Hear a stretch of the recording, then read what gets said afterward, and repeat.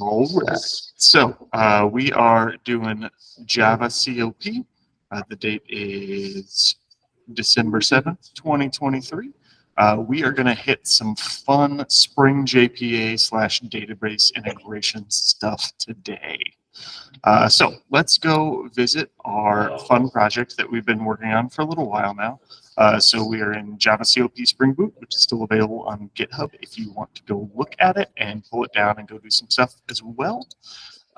So when we last left our heroes, what we had done was we had made like a controller and everything. We had like injected some configurations, worked out how layering configurations worked and how you can switch back and forth between them.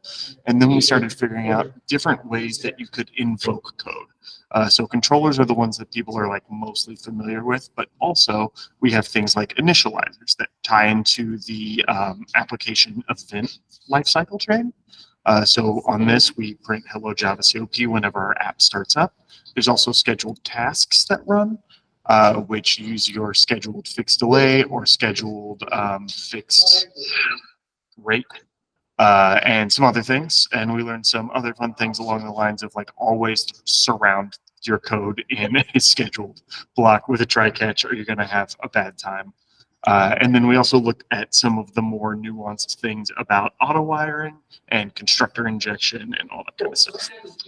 So just to kind of level set where we were, you can see I started the app up. It is working, but I'm going to turn off our scheduled task right now because we are getting a thing that prints dead every second. So I don't want us to live in that world. So let's just go ahead and start back up and make sure we're good to go.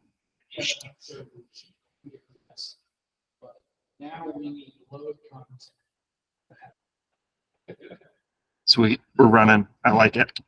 So I wrote down a rough plan here. Can we deviate from the plan? Yes, we always do. So what is Spring JPA and Hibernate?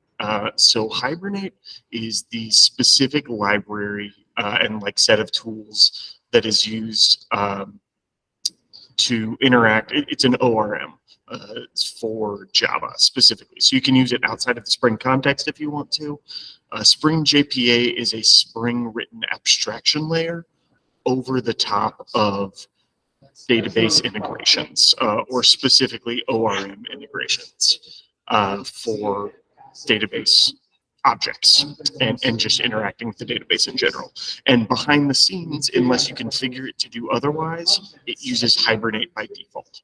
So when you hear Spring JPA / Hibernate, they are different things, but by default, Spring JPA is using Hibernate behind the scenes. So really 99% of the time, when we're talking about one, we're talking about the other one. Also, this is Spring, not Sping. There we go. So that said, there's still some nuances and some gotchas that you should probably pay attention to here. Often when you are Googling how to do something in Spring JPA, you will get people that are like, we'll use this Hibernate thing. And does it work? Yeah, maybe sometimes, but I highly suggest not mixing the two unless you absolutely have to. Like, if possible, just use the abstraction layer on top. If you need to do something that's outside of that abstraction layer, I would rethink if you really need to do something that's outside of that abstraction layer. Because a lot of the time the answer is you really don't. You're just trying to be clever. And I'm talking to myself in many different iterations in the past. So that's Spring JPA and Hibernate. Any questions on that at all so far? No. Awesome.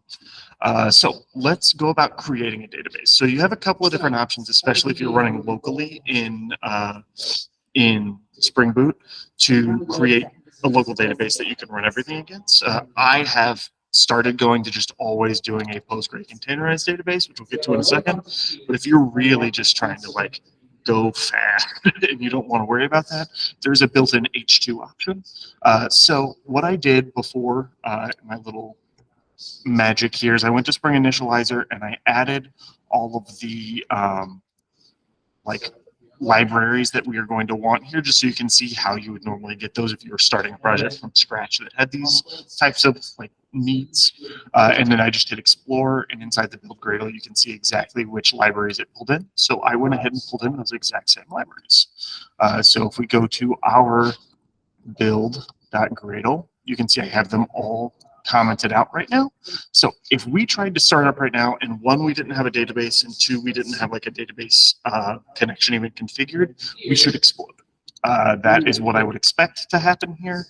So now that we have turned that on and actually brought down the library, which it's grabbing right now, but it's not that big, so it should only take a couple seconds, we should see that we die.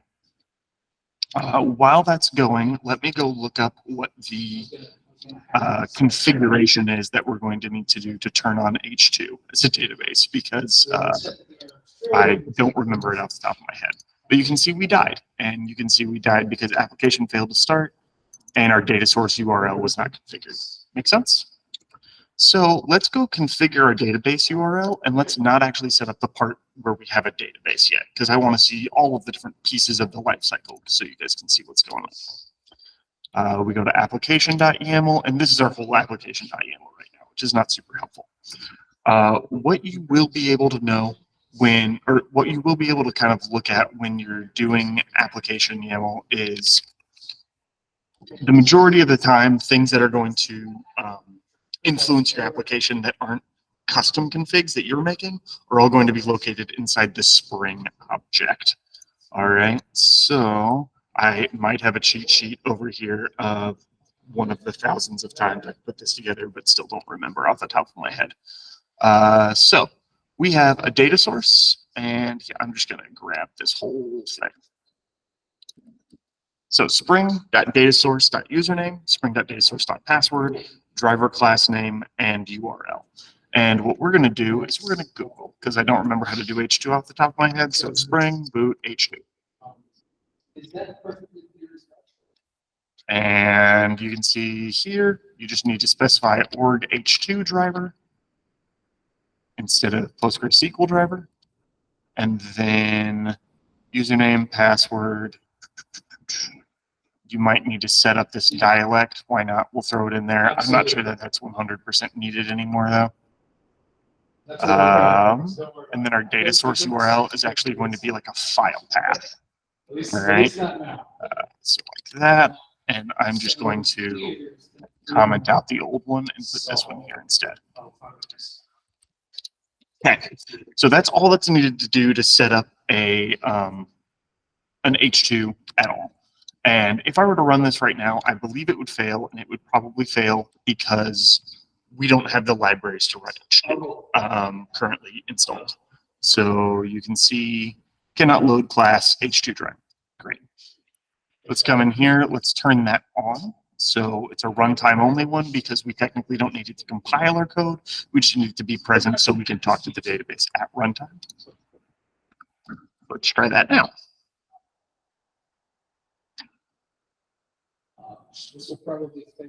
Also, is this big enough? Should I make this a little bit bigger?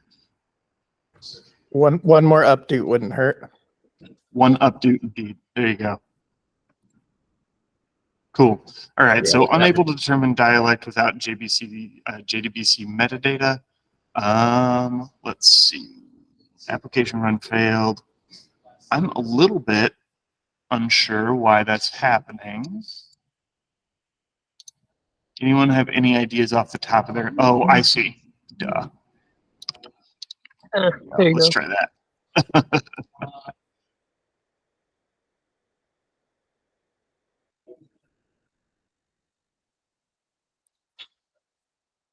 I do want. Okay, so it says access was denied while creating file data, just because it doesn't have what it needs.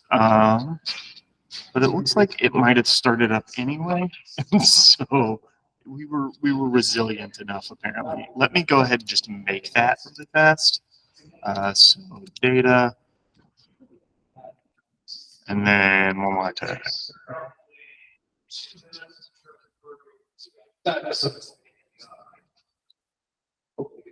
Okay. Well, to be honest with you, I don't know why that. Oh, this is going to slash data.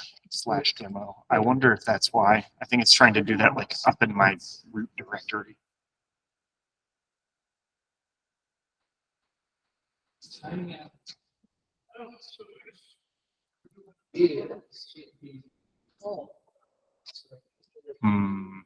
Okay. Well, you know what? It's been such a long time since I've done H2. We might skip this for now. I'm going to give you the fast forwarded like version of what is going on here, and why this is probably not going to be super relevant to you anymore. Is that when you use H2, it's going to just create a file, and that file is going to have the information that you want. And when you start back up, it'll load the file back in, and you can use it as a file-based database, similar to like a SQLite setup. And it's quick, it works. However, H2 is fairly like different in a lot of ways, especially when you start doing anything that's even slightly more complicated from a lot of the other databases. And just in principle for software development, the better you can make your local or your development environment match what things are going to look like in production, the better time you're going to have. The majority of the time now, unless you're doing some fun Microsoft licensing stuff, you are able to run open source databases in the cloud for your production environment. So like I said, that's going to be a 99% of the time that's going to be available to you. If you're doing an edge case, this may not be the right advice for you, but I've moved away from using H2 because I've been bitten multiple times where I set up logic that works locally, and then we go to deploy to an environment, and it no longer works because it's running against a Postgre or it's running against an Oracle database or something along those lines. So it is so easy to create a Postgre database now locally that we're just going to do that instead. So all you really need to do that is Docker, which is pretty easy, which I would highly recommend getting familiar with anyway. So we're just going to get rid of this. We're going to switch to our PostgreSQL driver instead. So get rid of H2, switch to PostgreSQL. Okay. And then we're going to say the username and password are Postgre, and then we are going to change this driver class name back to the other one, which was PostgreSQL driver. Cool. And then this should fail again, but it's because we don't have an we don't have a database actually running yet.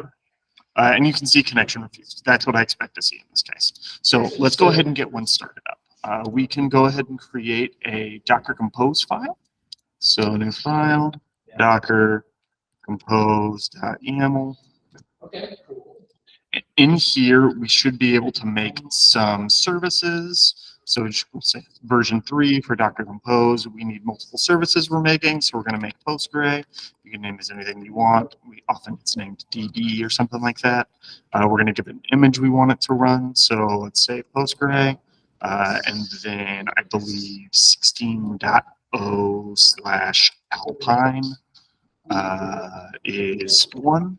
And if I look over here, 16.0-Alpine. I know I already have 3.18 downloaded, so I'm just going to use that one so we don't have to wait for me to download a Docker image. We are going to turn on what ports we want it to forward. So 5432 is the standard Postgre port. This needs to be a colon, and we need a space. Not a space there. And then we want to pass in some environment variables. I swear I'm typing these letters and this thing is just not handling it. I promise you. And then let's go ahead and grab, I just have this copied over here already. These guys. So this says when I start up my Postgre image, I want to auto-create a database called Postgre because normally when you start up the database, it just has a default database. We want it to create one for our application to use. That's usually just best practice. And then we want to set up a user of Postgre and a password of Postgre. Those are not best practice, but it's local, so it doesn't matter. Let's go ahead and run that. So I'm going to say Docker compose up. Oh. And it's ready. So that was super fast. There's no reason that you should not be able to do this locally and get your local running as closely to your production as you can. We're just going to leave this running in the background and open up a new terminal here. And then we are going to say, go ahead and boot things up again and see what happens. I was thinking that this weird Awesome. Our app started. And our app started because we were able to actually connect with the database this time. So before we actually start going to using the database, how do we feel about that? Is everyone understanding what's going on in this whole cycle here? Excellent. The one thing I will add, just in case you are less familiar with Docker, is the way we have this set up, this is an ephemeral database, which means I started it up, and when I tear it down using Docker Compose down, my data's gone. And that's totally fine with me in this particular instance. There are ways where you can set up a volume really very, very simply. This is not a hard thing at all. And I usually have something just called like Postgre data in here that I have it set to just write out to. And then if I ever want to clear it out, I just delete Postgre data and then restart it. And I have a fresh new database. So right now I'm just going to keep it ephemeral like it is. Just understand that when we restart that, we are no longer going to have any data that we put in there. Okay, good. Cool. Okay, so now, let's go back to the plan, shall we? So the plan, we created our Postgre database, and next question is how do we manage that database, right? I know that there are a few different ways that you can do this, but let's actually skip ahead for a moment, because one of the first ones I'm going to show you is auto, and I'm going to show you it because it's cool and it's helpful if you want to like show a proof of concept for something, but it's not something you want to do for like a normal application lifecycle that's going to be going to production. So don't do that. But it's cool. Like I used it in my interview for source. I think it's a really good way to just show things can be spun up really quickly. So we are going to skip ahead to building objects for a second. And when I say objects, let's replace that with the word entities, because that is kind of the key word that you're going to use when you're interacting with Spring JPA and these objects. So we're going to kill our app, and then we are going to make, we're going to actually take a small snippet of logic that I implemented in teammate directory backend, and because it has a few different examples of different relationships you can have between objects. So let's just go ahead and make a teammate object that just has like a name and an ID. All right. So we're going to come in here into our source main Java, and there are so many different ways that you could organize this, but I am just going to make one called DB, and then in here I will. Why not? Let's make entities. I've gone back and forth on how I want to organize these 1,000 times. So however you do it is both wrong and right. Don't worry. So we're going to make a new one, and we're going to call it teammate.java. All right. So we have this public class teammate. That's great. Here's the secret sauce: is you put @entity, and this is not showing me the right one. So this should be the entity from the Jakarta persistence library. Okay, well, I don't know why my thing was being difficult, but this is the entity from the Jakarta persistence library. So just know that, I suppose. So here's entity, and here's our class of teammate, and then we just need to add a couple of things that we care about, and we're going to make this like any other object. So let's go ahead and do a UUID, which is an actual class UUID from Java util, and we're going to call this our ID. Okay, and we'll go ahead and make this private. Okay, and then we will make a private string. I've been writing in like every language but Java lately, I apologize. And name. It's very, very simple model, and it shouldn't be that hard to pull off here. So the first thing I want to do, let's go ahead and make it where we don't need to add a bunch of getters and setters. Let's just throw an @data on here. like we talked about before with Lombok. And then here's really the biggest one, is that we want to throw an app generated value annotation on our ID. And that's going to automatically create a new ID for us in the database when we go to persist this thing and kind of keep track for us. And we don't even need all those. There are different strategies you can use to do this. You can like give it a sequence that is created in your database, and it will use that sequence to generate things, but we should be fine. The other thing that you want to throw on here is the actual at ID annotation, which is, these are all from that Jakarta persistence package. All right. This should be enough to kind of make everything for us behind the scenes. So it's not going to do anything by itself right now, but let's go ahead and add a couple of REST endpoints to interact with this, and then we can watch it all explode. Sound good? So I'm going to make a new controller here, and I'm going to call it teammate controller. And then in the teammate controller, teammate. We don't need our config. We don't need Neil's favorites. Sorry, Neil. Then this is going to take us to the next thing that's going to be a little bit interesting. When you make these entities that we have, we need a way to kind of interact with them. So get teammates. Yeah, we'll just say get teammates. And then this will be teammates. And OK works. So I'm here. I want to get all my teammates. How do I get all my teammates is the main question. There is a thing in Spring JPA called a repository. So we talked about entities just a little bit, which we'll go into more, don't worry. But there's, like I said, another thing called a repository. And we're going to go make one of those. So in here, I'm going to make a new file, and I'm going to call it teammate repository.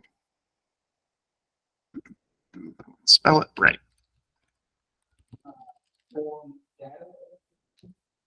Here we go.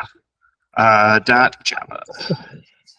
It's so different. I'm typing over here. It's just like, no, I'm not going to do it. Yeah. Okay, so public class teammate repository, and you're thinking, great. I know what this pattern is now. You're going to make this thing, and then you're going to go up here, and you're going to type an @ sign, and then you're going to do some kind of magic. And the answer is no. I'm not actually going to do that this time. This is like the one that breaks the pattern. And to be honest, I'm not entirely sure why it breaks the pattern. It's just something to know, because I always forget when I'm away for a while, and then I come back to this. This one doesn't follow the rest of the patterns. What this one is this is going to be an interface that I'm double checking myself really quick. Yes, so this is going to be an interface instead of a class. So we actually aren't going to implement any logic here, but we actually are going to implement some logic here, just not really. And you'll see what I say, what I mean in a second. So this is going to extend one of the Spring JPA classes or interfaces technically that are out there. So let's just go JPA repository. There are a few different ones of these. This one's pretty solid. I would just stick with this one unless you have a need to do one of the other ones, unless someone else has had some other experience here that they would like to share that would recommend a different kind of like default one to use. But JPA repositories seem pretty solid for me unless you need a specific functionality of a different one. JPA repository is generic, and it takes two different things to fill out the generics. The first is going to be the type of object this is for. So this is going to be for our teammate, which is pretty simple. The other one, which I'm not 100, feels like they should be able to derive this, but it seems like they can't. It's going to be the ID type of that object. So in this case, our ID was a UUID type, so that's what we feed in here. Make sense? So this is a complete class. This is a complete implementation, and in fact, there are multiple repositories I have that I just do this, and then they never get made beyond this. In fact, I will show you that I'm not lying, because I have teammate directory backend right here, and here's the skills repository that does absolutely nothing besides exist. So that skills repository and this one are already useful to us, because what happens is, we talked about the bean pool at one point. Often we use those annotations we talked about earlier to make something exist in the bean pool at runtime, so then we can inject it into our classes and start taking advantage of it. This works the same way. It's just not annotation based. It's all like you're making an interface and you're extending a different interface. And from that, it knows to make an implementation of this for you and insert it into the bean. I'm like, I guess I kind of know how it works behind the scenes, but it follows a different pattern than everything else, and I don't know why. So what we should be able to do is take this teammate repository object, go back into our controller we were making, and auto-wire it in. And so we are going to do our fancy little Lombok and required args constructor and constructor injecting all together. So we're going to say this is non-null from Lombok, and then we are going to give it a private teammate repository, Cool. Oh, we probably need to import it, eh? Yeah. Then we're going to take our teammate repository and see that it has a whole bunch of pre-implemented methods on it for us, which is really nice. So in our case, we just want to get all of the teammates that exist. So we're just going to say find all, which will give us back a list of teammate objects and return that. However, we need to actually tell our thing here that we are returning a list of teammate objects. And it's going to work way better. Maybe. Now it's going to work way better. Cool. So if we ran right now, I would expect it to fail again. Well, it may not fail right away. We're actually going to see that in just a second. Now I also need Insomnia to come up. And that actually took me to a completely different place. 1 second.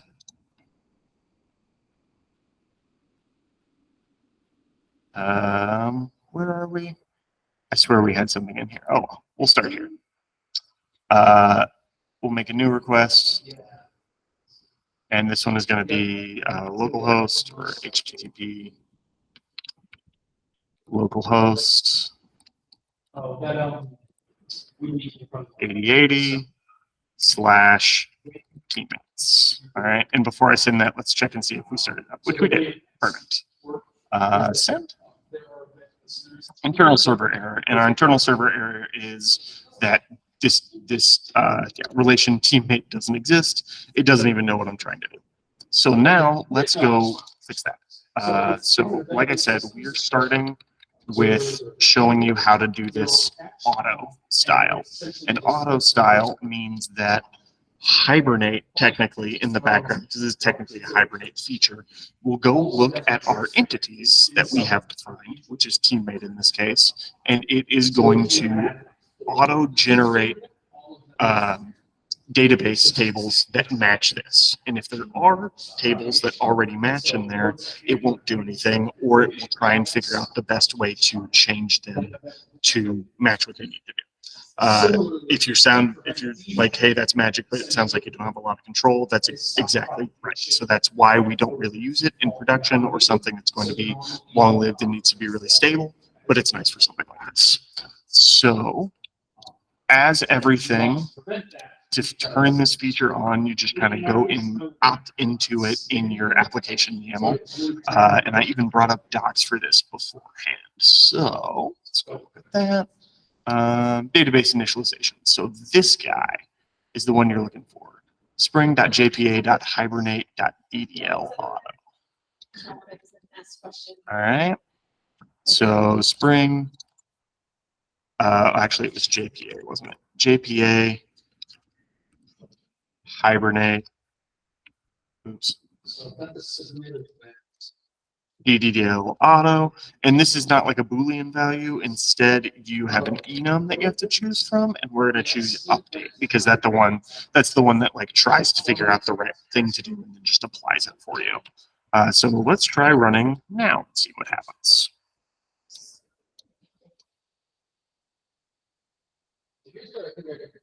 Okay. I didn't see it doing any fancy stuff up there, so I might have messed this up, but we're going to see it in just a second. So now if I go to Insomnia and I send, I didn't mess it up. You can see that we get back an empty array. Cool. I like him. So let's kill this thing. Let's make a way to make a new teammate really fast. So if we go into our teammate controller, we can start exploring, how do I create one of these guys? So we're going to say teammates. We're going to change this from a get mapping to a post mapping. We are going to import the post mapping. And then we are going to say created, because we follow good REST standards here. We're going to create a teammate. And then this is also not something you should do in like a real application, but we're just going to make a teammate object, which is the body. And then we say at request body is teammate. Yeah, so I think it works. And down here, we are going to say, we're going to log it out just so you guys can see what this looks like. So SLF4J creates our logger for us using Lombok, so we don't have to deal with that. Say log.info, and we're just going to give it our teammate object. All right. It's not going to like that, so we're going to say teammate.toString. Cool. Now here, how would you imagine, go ahead and yell it out, we would save this new object that we have?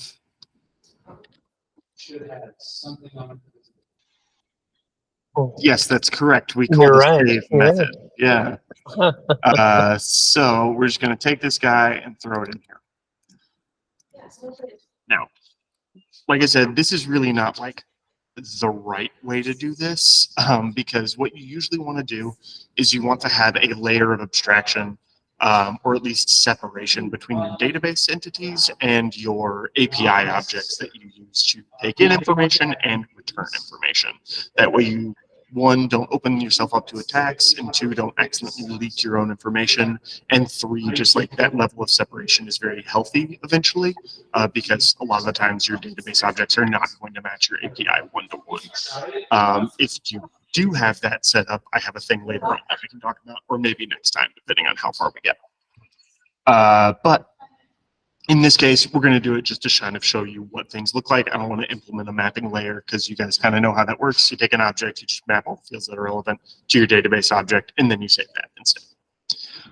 So here, the only missing thing is that we are saying we're going to return a teammate. This is a little controversial, but I really like to return newly made objects, just because I think it makes life easier for everybody. So we're going to do that. Let's boot it back up again.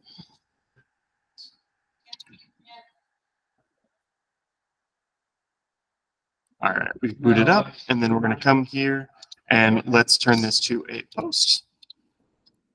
We're going to make a body that is JSON. And then because ID is a generated value, it's automatically going to make that for us. We don't need to set it. So all we're going to do is we are going to set a name. And that name, as he talked last, is going to be Kyle. Ooh, Yeah? Yeah. No. there's an H Yeah? in there. There's an H in there. HOEHNS. Ah, that's right. There you go. Thank you. I was like, I knew it looked wrong, but I couldn't tell why. All right, so we're going to send, and it's going to return us back Kyle, and it's going to give us the new ID that was made. Perfect. And now if we go back and we run a get on our teammates instead, we can see that it was retrieved and we have multiples of them. Now if I sent in, you know what, let's just make a few more. We're going to make gray, So, yeah, turn this Oh, back to a yeah. post, and then we're going to make we might want to Rick V, because I'm sorry, Rick. And all right, we have a whole team here, pretty solid team. Okay, so this is all using that auto DLL that I was talking, or auto DDL. I apologize. DLL is a file format in Microsoft. It's pretty slick. Like I said, it gets you up and running really fast. You don't have to like write a bunch of SQL to get things started. However, it's not something that you really want to do long term. If I want to like release versions of things, or I want to do any of that stuff, it gets messy and you start running into more problems than you do benefits from using it. So yeah, I think I've given you enough caveats, so I'm going to stop giving you caveats now. Instead, let's go see how you might do this without using the auto DDL. So, bam, we're going to turn that guy off. We're going to kill this. I'm also going to Docker compose down to get rid of the data we just created. And then Docker compose up again. Cool. And now we are going to switch over to using a different database like management solution, which there are lots of different ones out there. Flyway, I know, is multiple people's are familiar with that. So let's use Flyway. I've used Liquibase before, and Liquibase works fine as well. I don't think I have a favorite between the two. I've just used Flyway more recently. The one thing I would say is Flyway. Usually you want to you write the SQL specifically for what you're going to be running, which if you are ever deploying out to multiple environments that have different database backends, you could run into some problems there.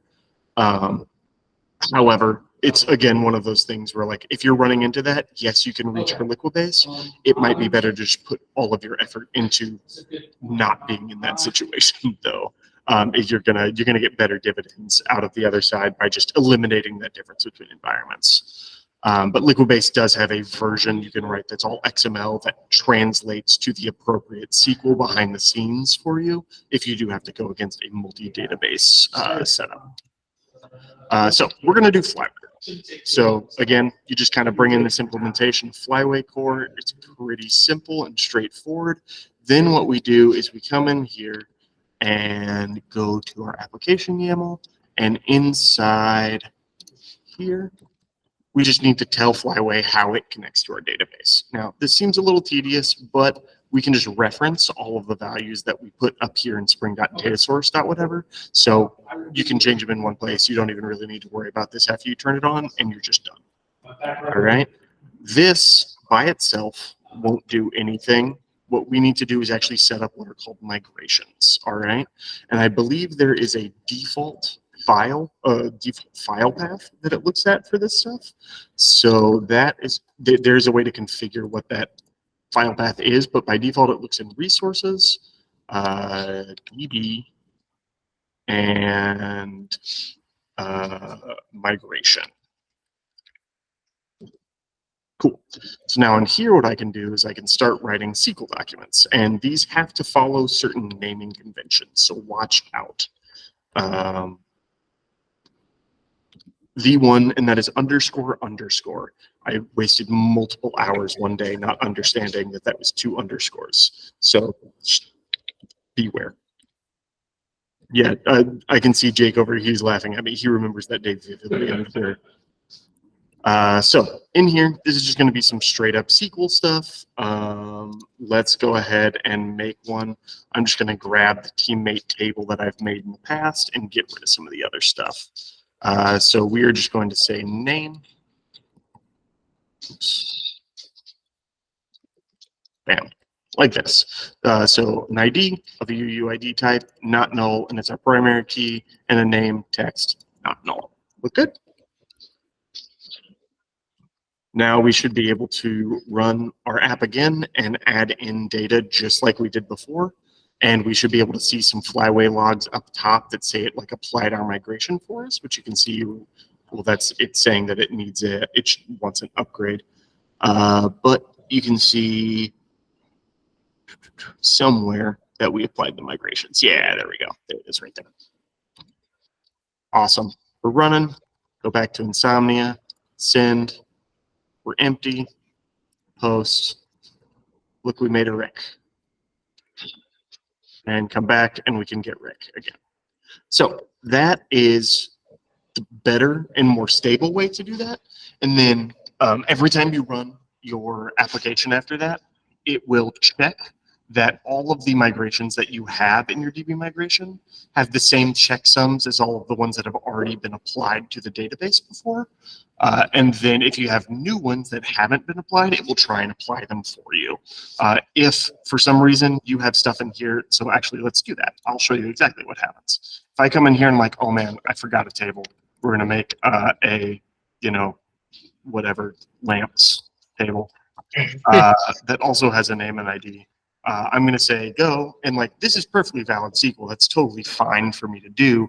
The problem is that our database has already applied the V1 init migration, and the checksum of the contents of the V1 init migration do not match the checksum of this file that I just tried to put in. So it just died, which is what I would want it to do, because I don't want it to go like trying to apply or like move on with its life as it had already applied it when its stuff's not the same. So you can see we got rid of that and we start back up just fine. Cool. If I wanted to make that change, what I could do is I could make a v2 underscore lamps, and then I could throw that logic in there. Next time I run, it'll apply both of them, and from now on, it'll always check both of those checksums for me as well. There's some other stuff that we could go into here if we wanted to, some like key things you can do with Flyway where there's like a script you run every time, or like a pre-script and a post-script. We're not going to do that right now. That's not really the scope of this conversation, but if you do want to know more, let me know. We can totally dig into it. Sound good? All right, so that's our teammate table. Let's go back to our plan again and see what we've covered. So we did that, kind of did that, I apologize. We got that guy. We just talked about how to manage it. We talked about building entities a little bit, which we need to revisit more of. We talked about saving. We haven't talked about editing or deleting, really. So let's fill out the rest of our controller here, shall we? Yeah. So down here, let's go ahead and update one. So we are going to say rename teammate, or just rename. So this is going to be a team, we'll just say it's called rename or something along those lines. This would probably look a little bit different. We would pass in like a full object or something, but in this particular case, we are just going to pass in a string. So you can see exactly what's happening here. But we're going to pass in a capital S string. And then, actually, you know what? Here, let's do this. Let's make it a whole teammate, but we'll just take the name off of it and apply it to the new teammate. Sound good? And then instead of that, we will just put it back to teammates, and we will say patch mapping.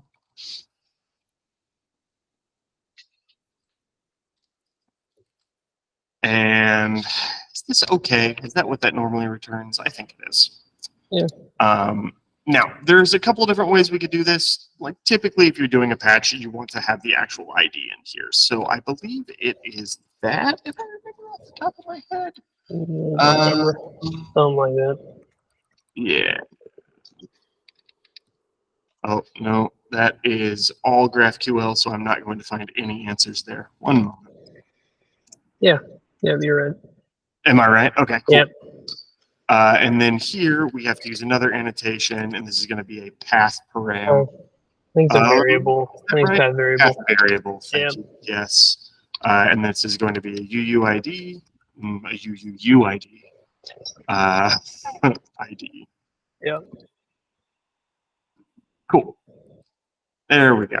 So now what we want to do is we just need to go find our teammate, and then we need to apply our update to it. So we're going to use some Java optionals here. If you're not familiar with those, I'm sorry, but they're fun.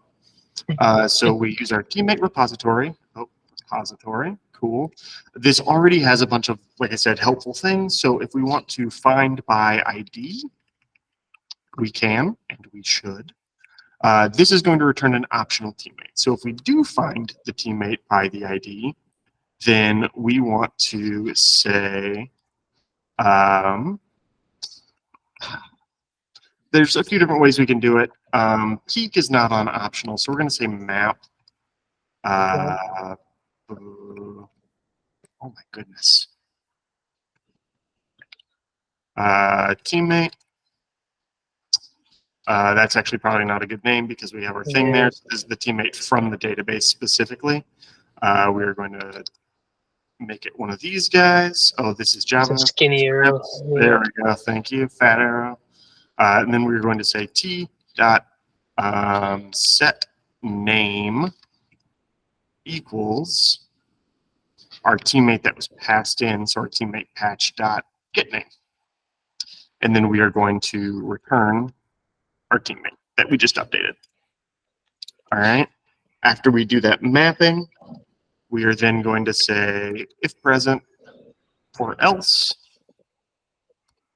And so the first one is going to be what happens if we are present, which is going to be we want to save it.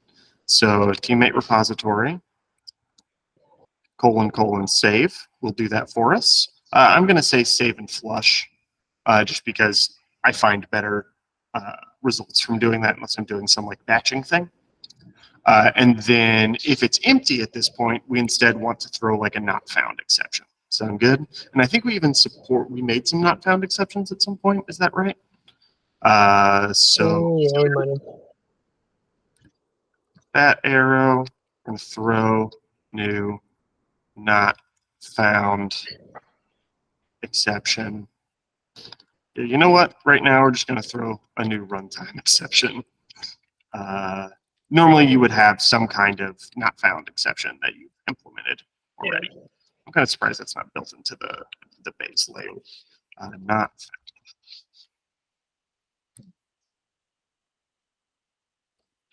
Why are you angry? Oh, you probably want to Yeah. have curly brackets, don't you? I think you also have a fat arrow there. Oh, yeah. Fat oh, I even said fat arrow as I typed it. There we go. A terrible Java developer I am. Yeah. Oh, no, we do want the curlies. There we go. All right. A semicolon, maybe. Semicolon, yep. That's it. Okay.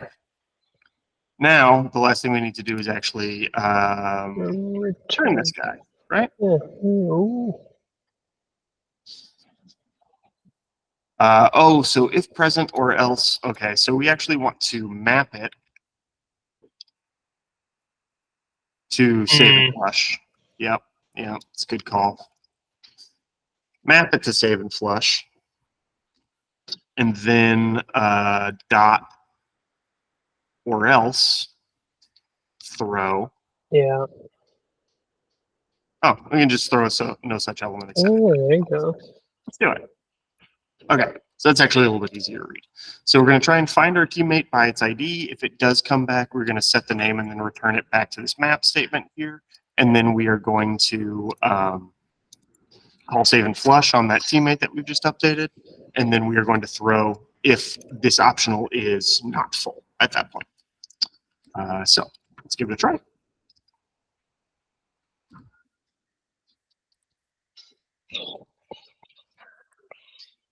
And in this particular case, let's go ahead and make a new one here. We'll duplicate this guy. Sure, new request, looks great. Patch it. We're going to go to teammates as well, but we need to go through slash, and we're going to grab an ID. And Rick, you're going to get a name change. What do you want your new name to be, Rick? Like, do you have a name that you like always wished you had? Oh boy. I don't know. Just okay, we're going to call you Raul. B. All right. And send. Cool. We got So Raul. now your name is Raul. Nice work. I don't even know if that's how you spell Raul. Works for me. Yes. But our update logic worked. So moral of the story, make your change, like grab your thing out of the database, make your changes to it, call save on it. It's fairly simple once you think about it, but I know the first 2 times I did this, I thought it was very intimidating. But it's really not that bad. You do run into some problems later on, and this kind of goes in the gotchas section that we might have to hit next time because it is 4:52 already. But if you are like finding a bunch of stuff, like this is fine because we're just like finding it, do our thing, put it back in. Like take your book off the shelf, read a sentence, close it, put it back. There's no problems. However, if you take your book off the shelf, like put it in a pile over here, and then later go get it out of the pile and try and do something, that's going to be more of a problem, and you're going to run into session issues. So when possible, keep your stuff fairly simple like this. Let's go ahead and implement a delete as well. So this is going to be a delete mapping.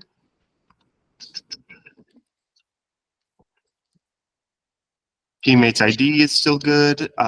Let's say it's a status of okay. I don't remember off the top of my head what happens there. I think there's a deleted, but Is there? it doesn't. I think so. That I'm wrong. We're gonna say wrong. everything's okay right now. Yeah. Maybe I'm crazy. Cool. So we'll do that, and then we will find it by the ID again. We don't need to do some silly mapping here. And then we can say that we want to delete it. Or actually, there's a full delete by ID as well that we can just call right away. Yep. Delete by ID. Does this return anything is the question. I would assume it gets wait, yeah. So we're just gonna say you don't get anything back when you call this. Besides your HTTP status, okay.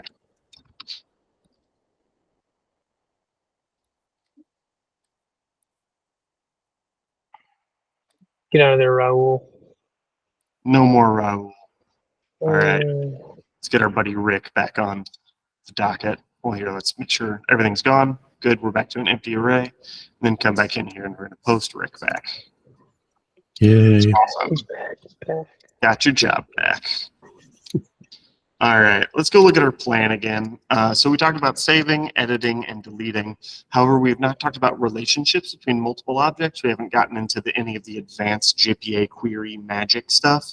We'll continue to talk about gotchas kind of as we go through. And then there's some other fun stuff that we can do here.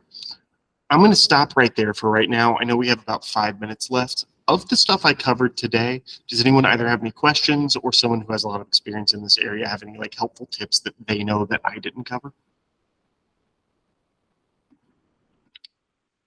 Not much. The only thing I was going to say is I think there is on the repository, I think there is a save and it takes in the whole entity for like the update one that we were looking at where you grab it and then update it and then save it back in. I think they just have like an out of the box save and you can just throw the whole entity at it.